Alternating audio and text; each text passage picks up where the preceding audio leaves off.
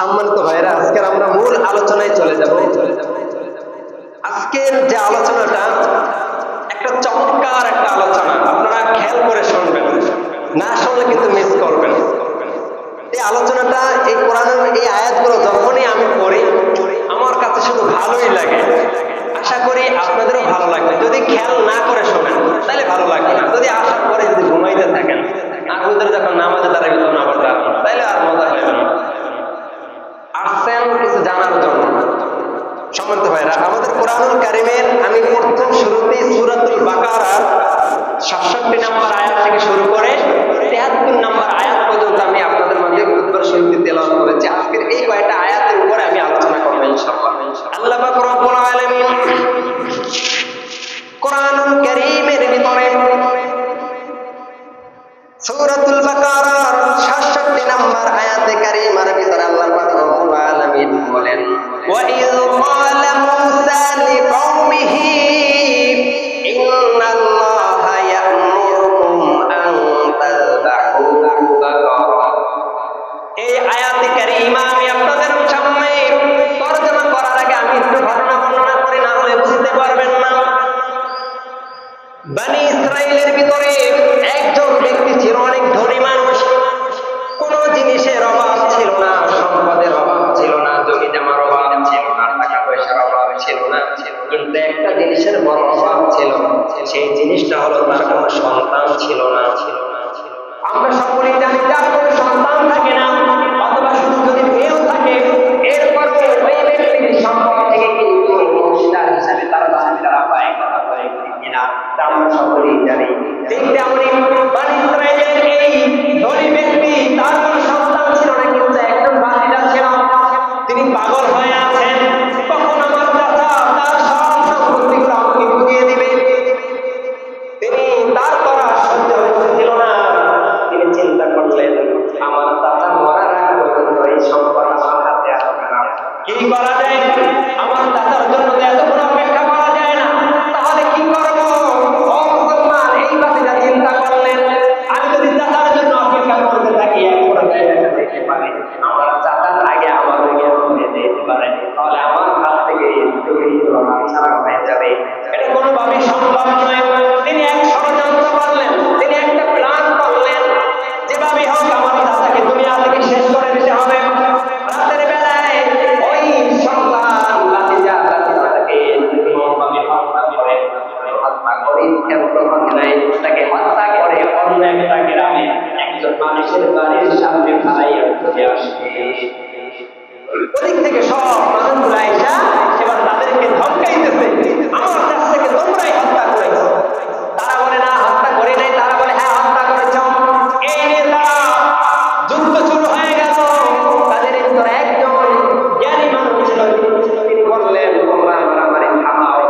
আমাদের সময়, বর্তমান সময় সবচাইতে বড় আলেম, সবচাইতে বড় জ্ঞানী, তিনি সবচাইতে বড় বিচারপতি আমাদের পয়গম্বর মূসা আলাইহিস সালামের কথা আছেন।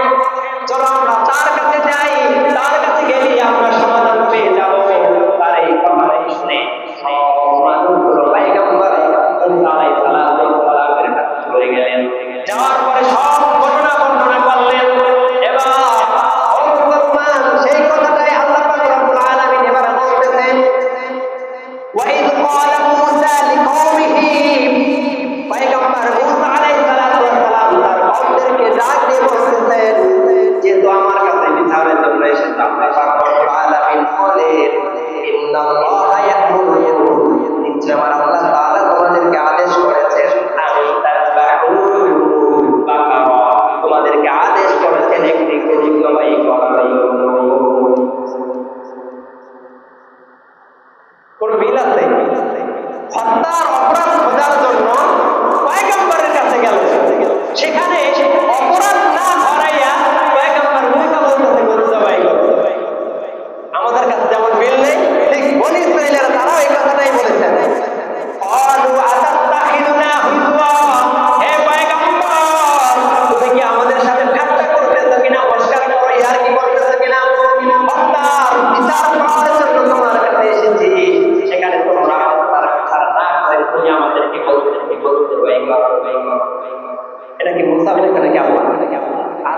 কে বলছে? পয়গম্বর মুসা আলাইহিস সালাম জবাব দিলেন, ক্বালা আউযু বিল্লাহ, আমি সর্বপ্রথম আল্লাহর কাছে আশ্রয় চাচ্ছি, আন আকুনা মিনাল জাহিলিন, আমি তোমাদের মতো মূর্খদের ভিতরে যেন আল্লাহ আমাকে শামিল না করে। পয়গম্বর মুসা বলতেছে, ক্বালা আউযু বিল্লাহ, আমি আল্লাহর কাছে সাহায্য আশ্রয় চাচ্ছি, আন আকুনা মিনাল জাহিলিন, এই মূর্খদের অন্তর্ভুক্ত যেন আল্লাহ আমাকে না করে। এরপরে একটু ভালো করে বুঝবেন, আল্লাহ বলেছে গরু জবাই করার জন্য, এখানে প্রথমে কিন্তু বাকরা শব্দটা ব্যবহার করেছেন। আনতান বাহু, জবাই করো বাকরা, একটি গরু। প্রথমে একটা জবাই করলে কিন্তু শেষ হয়ে যায়, কিন্তু না না, এই আওতারা মানুষ ছিল, তারা গরু জবাই করার জন্য তাদের ইচ্ছা ছিল না। এই কারণে ডাক দিয়ে বলতেছেন, ও পয়গম্বর, ফাদউ লানা রাব্বাকা, তুমি তোমার রবের কাছে প্রার্থনা করো, ইউবাইয়িন লানা, আমাদের জন্য, যেন আমাদেরকে বলে দেয় মাহি, তার কি কি বিশিষ্ট দরকার। পেছাইতেছে আল্লাহ বলে, হে বনি ইসরাঈল, তোরা যত পেছাবে আমি আল্লাহ তাআলা তত কঠিন করে দেব। যত ওরা পেছাবে আল্লাহ তত কঠিন করবে। আল্লাহ কিন্তু বলতে সহজ মনে করেছিল, তোমরা একটা গরু জবাই করো, করতে চেয়েছিল না। এই কারণে তারা আবার আল্লাহর হুকুমকে বললেন যে ফাদউ লানা রাব্বাকা, হে পয়গম্বর, আপনি আপনার রবের কাছে একটু প্রার্থনা করেন, ইউবাইয়িন লানা, আমাদের জন্য, আমাদেরকে বলে দেয় মা এটা কি কি বিশিষ্ট দরকার, এগুলো আমাদেরকে একটু বলে দেয়। এরপরে পয়গম্বর মুসা আল্লাহকে বলতেছে, ও আল্লাহ, আমি তো জানি এই বাতিটাই হত্যা করেছেন। আল্লাহ বলে, থামো মুসা, ওরা যত দূর পর্যন্ত যাবে আমি তত দূর পর্যন্ত যাব। তুমি বলবা না সাবধান মুসা। প্রতিটা আয়াতের পরে আল্লাহর হুকুম মুসা বারবার বলতে যায় তুমি হত্যা করেছো, কিন্তু আল্লাহ বলে না মুসা, সাবধান, বলবা না, আমি দেখতে চাই ওরা কতই পর্যন্ত বেঁচাইতে পারে। আল্লাহর কাছে যত বেঁচাইবে আল্লাহ তত কঠিন করে দিবেন, সম্ভব করে দিবেন। এরপরে বলতেছেন, জানো সেই কি গুণ বিশিষ্ট এই গরুটা। এবার দেখেন আল্লাহ কত কঠিন করতেছে। পয়গম্বর মুসা বলেন, পয়গম্বর মুসা বলে, ইন্নাহু ইয়াকুলু ইন্নাহা, নিশ্চয় আমার আল্লাহ তাআলা, ইন্নাহা, অবশ্যই সেটা হবে বাকারাতুন, একটা গাভী। প্রথমে বলেছে বাকারা, একটা গরু জবাই করলেই হয়ে যাবে। এবার কিন্তু তারা জানতে চাইছে গরুটি গুণ বিশিষ্ট। আল্লাহ কয় গুণ বিশিষ্ট জানলা, ঠিক আছে। এরপর আল্লাহ বলতেছেন, একটা গাভী জবাই করতে হবে। শুধু গাভীটা হলেই হবে না, শব্দের অর্থ হলো অতি বৃদ্ধ বয়স হওয়া যাবে না, এবং অতি অল্প বয়স হওয়া যাবে না, মধ্যবর্তী একটা গরু দরকার, একটা গাভী দরকার। মানে এমন বয়স হওয়া যাবে না যেন বৃদ্ধ হয়ে গেছে, আবার এত অল্প বয়স হবে না যেটা একেবারে অল্প বয়স, মাঝামাঝি বয়সের একটা গাভী জবাই করতে হয়। পেছে ফালাইতেছে। আল্লাহ বলে, তোরা যত পেছাবি আমি আল্লাহ তত কঠিন করে দিব। এরপরে আমার আল্লাহ তাআলা বলতেছেন, আওয়ালুন বাইনা যালিক, এই গরুটা হতে হবে অথবা মাঝামাঝি বয়সের একটা গাভী হতে হবে। এরপর তারা বললেন, ফাফআলু মা তুমারুন, আল্লাহ দেখেন এখানে কিন্তু সমাধান করতে চেয়েছিল।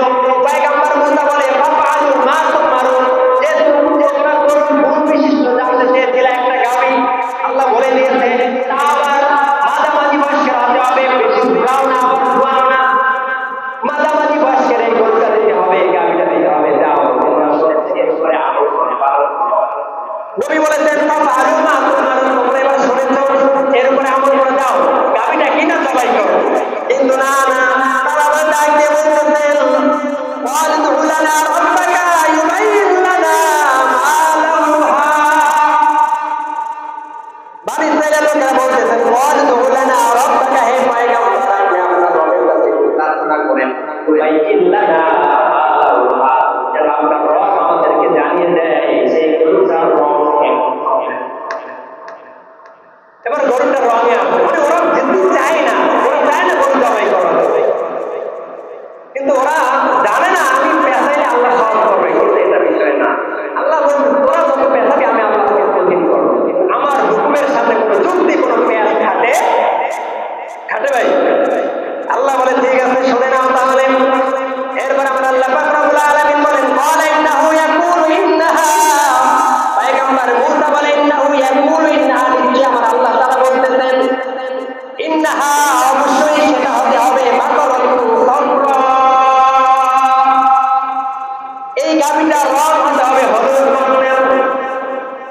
হলুদ বর্ণের গাড়ি দেখান করবে, শুধু হলুদ বর্ণেরই হবে না, আল্লাহ আরো কঠিন করতেছে,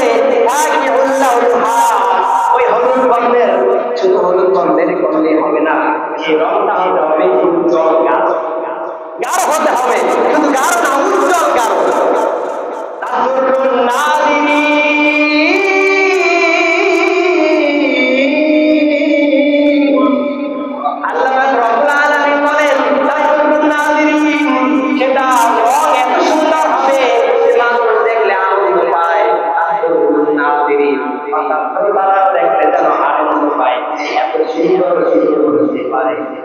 আকৃষ্ট প্রতি মানুষের চোখে আসে, মানুষ দেখতে অবাক হয়ে যায়, এত সুন্দরের কালো, এত সুন্দরের কালারের একটা মানুষ দেখলেই যেন তাকায় থাকে, এত সুন্দর কি করে হতে পারে, এমন একটা গাভী জবাই করতে হবে, কঠিন হয়েছে। প্রথমে বলেছিল বাঁকার একটা গরু জবাই করো, গরু জবাই করলে কিন্তু শেষ হয়ে যায়, কিন্তু তারা গরুটা জবাই করে নেয়, তারা উল্টা আল্লাহর সাথে ব্যাংক হয়ে যায়। এবার আল্লাহ বলছে এবার যেহেতু তোমরা গরুর গরু বিশেষ করে দামটা, তাহলে গরুটা হতে হবে অল্প বয়সের হবে না, বয়স হবে না, এরপরে যদি তারা মানলো না, তারা আবার জানতে চাইছে গরুটা রং কেমন হবে। আল্লাহ বলেছে গরুটা রং হতে হবে হলুদ বর্ণের, হলুদ বর্ণের রংটা হতে হবে, বাকি উল্লাহ তার রংটা গাঢ় উজ্জ্বল হতে হবে। এই রঙের দিকে তাকালে মানুষ যেন আনন্দ হয়, এত সুন্দর গাভী হতে পারে। এরপরে দেখেন বানি ইসরাইলের লোকেরা কি বলে, আবার নবীকে প্রশ্ন করলেন, ও পয়গম্বর আপনি আপনার রবের কাছে আবার একটু প্রার্থনা করেন, তিনি যেন ইউবাইয়িন আমাদেরকে বলে দেয় মাহি, সেটা কেমন হবে। তারাই আবার বলতেছে ইন্নাল্লাহ শাআবা আলাইনা, এই গাভীটার সম্পর্কে, গরুটার সম্পর্কে আমাদের সন্দেহ আছে। আল্লাহ এত বর্ণনা করতে, এরপর এত সন্দেহ আছে, মানে ওরা চায় না গরুটা জবাই করতে। এরপর তারা বলতেছেন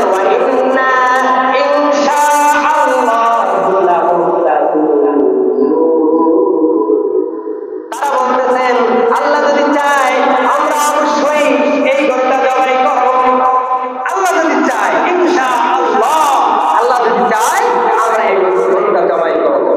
এরপরে আল্লাহ তাআলা দেন, তারা জানতে চাইছে, তাদের সন্দেহ আছে, আবার গরুটা কেমন হবে জানতে চাইছে।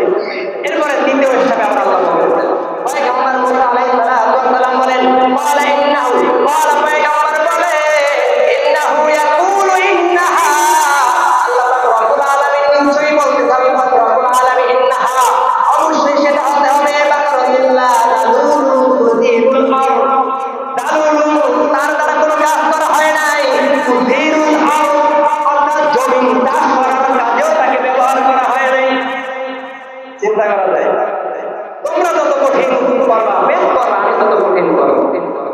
এবার আল্লাহ বলতেছে গরুটা এমন একটা গরু হতে হবে যে গরুটা দ্বারা মানুষ কোনো কাজ করায় নাই, জমির চাষ করার ব্যাপার কোনো কাজে লাগায় নাই।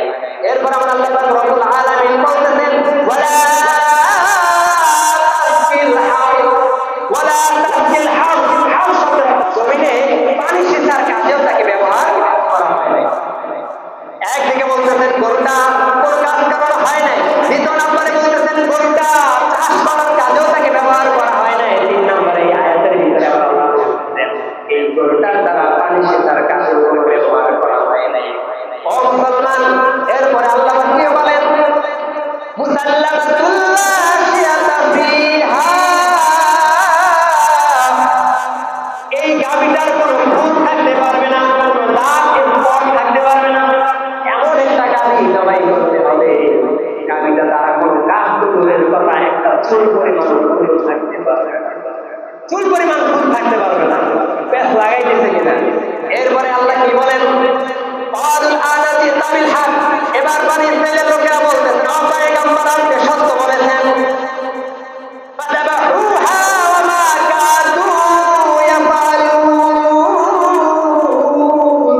অবশেষে তারা এই গাভীটা ক্রয় করলেন, এরপরে জবাই করলেন, কিন্তু তারা জবাই করেছেন ঠিক তাদের অমতে, তারা চাইছিল না এটাকে জবাই করার জন্য, তারা চাইছিল না এটা আমরা জবাই করি। আবার এবার আসেন এই গরুটা কোথা থেকে তিনি ক্রয় করলেন,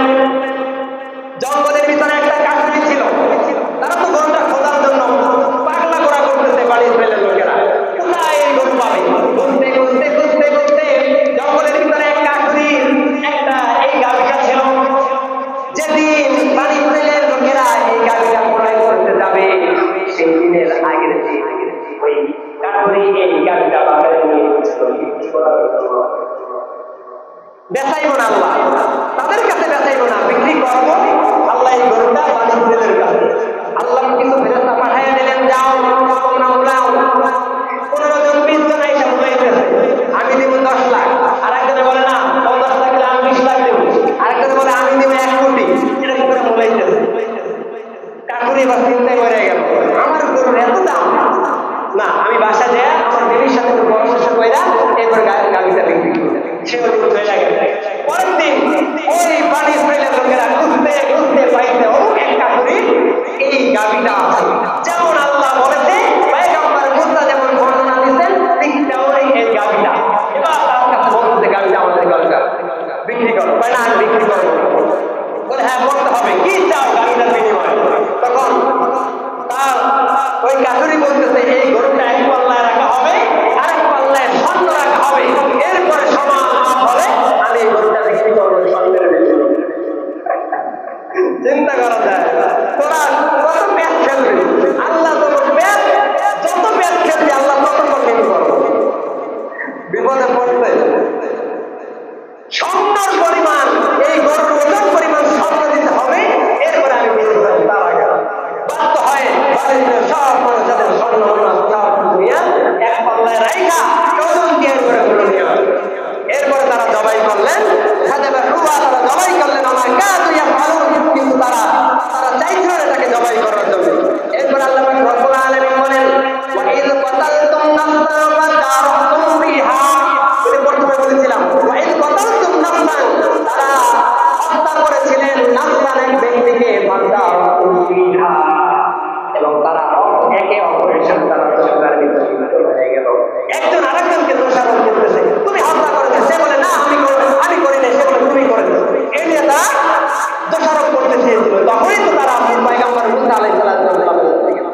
এরপরে আল্লাহ রব্বুল আলামিন বলেন ওয়াল্লাহু মুখরিজুম মা কুনতুম তাকতুমুন।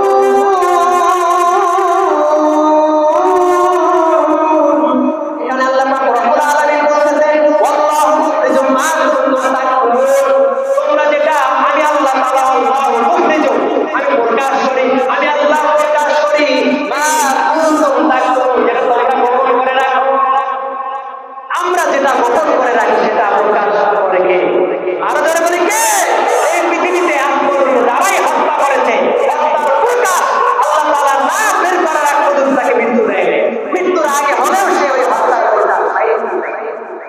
তুমি অন্যায়ভাবে একজনকে হত্যা করবা, কবিরা গুনাহ করবা, আর আল্লাহ এটা প্রকাশ করবে না, এটা হতে পারে না। তারা আল্লাহর কোরআন মিথ্যা হয়ে যায়। আল্লাহ বলেছেন আল্লাহু মুখরিজুম, আমি আল্লাহ তাআলা প্রকাশ করে থাকি মা কুনতুম তাকতুমুন, যেটা তোমরা গোপন করে রাখো। এরপর আল্লাহ রব্বুল আলামিন বলেন ফাকুল্লাযরিবুহু